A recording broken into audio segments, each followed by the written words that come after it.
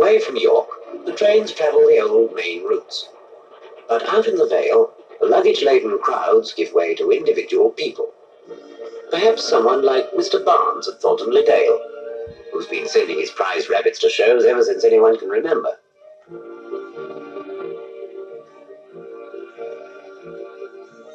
Once he'd have had to go trotting into the nearest parcels office with his boxes himself.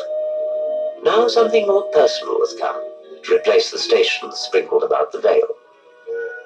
For these areas used to be served by branch lines, single lines, where the engines gave 2 puffs and put their brakes on for the next halt. Now these are going back into the melting pot. Their passengers have taken to buses, and the parcels go by van. Each day, this man drives out from Moulton and across the moors, past stations where the level crossing gates have clanged for the last time.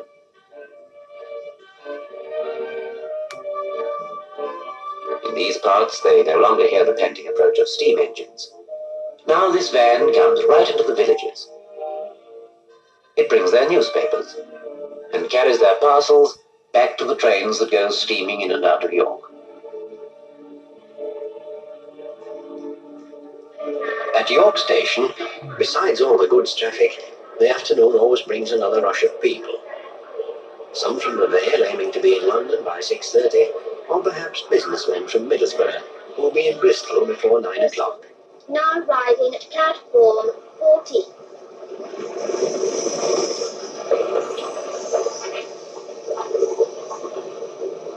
And every day, something different happens on these platforms.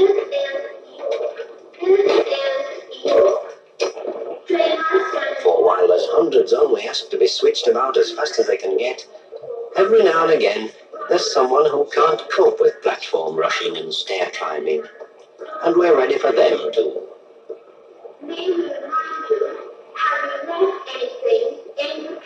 Whether it's helping invalids or fixing safety lamps, it's a human job of work. Aye, but you don't get human service just by asking. You've got to get people working together. So you have meetings like those of the local departmental committee. That's where the staff and management get together to deal with, say, shift work. And there may be a few complaints too. Oh, it can get warmed up at times, but it usually ends with people breathing agreement all over each other. Over in Tea Room Square, they're sorting out the mail. There's another batch of human give and take. Sort through that lot, and you'll find a collection of real stories as varied as their destinations. It's the same with the booking office. They're not selling just tickets in this place. They're selling journeys to folk who are going to find a new job, or getting married, or joining their families, or leaving them. These lads can check tickets till they're blue in the face, and they'd better check 'em right too, or the passenger agent will be after 'em. But there's something that travels through each day that you can't put a price on. In this job, I suppose we all start by serving railways. But if we've any sense, we come to realize our transport job begins and ends by serving people.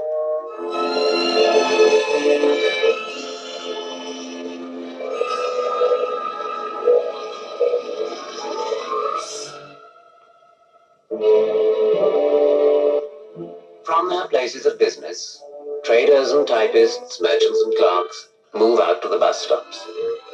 Evening traffic shakes the city's old walls. Behind the confusion, systems of order still deal with people's never-ending demands. Already, while today's messages are flowing through, next year's timetables are taking shape in the departments of area headquarters. Regional Operating Superintendent. Hello, British Railway Show. In headquarters, they're just bringing the day's planning to a close. And they've to plan for more than York Station. For these are the people who govern this area, an area that reaches beyond Yorkshire to Northumberland and Durham.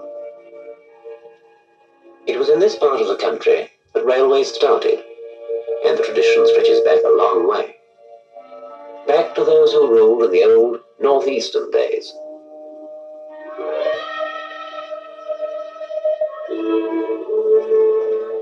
And it goes back beyond them to George Stephenson, and George Hudson, the railway king who said, "Mac all railways come to York," and old Edward Pease, godfather of Stockton Railway. The tradition reaches back to its beginnings. Here in the Railways Museum in York, the old engines are stored, the old giants whose coming raised the signals for a new age. But to all those thousands who come to visit here, these are symbols now, monuments to those who built the railways. And though time has dimmed their fame, at bottom there's no break.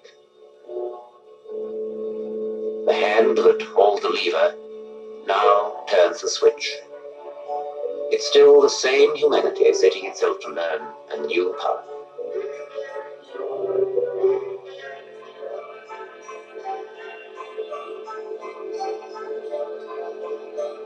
And now I've finished for the day.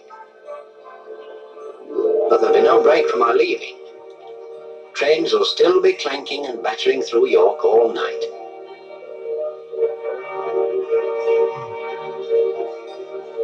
When I was at school, I recall they used to tell us that if you give a thing a shove and then leave off, the thing will still keep on going.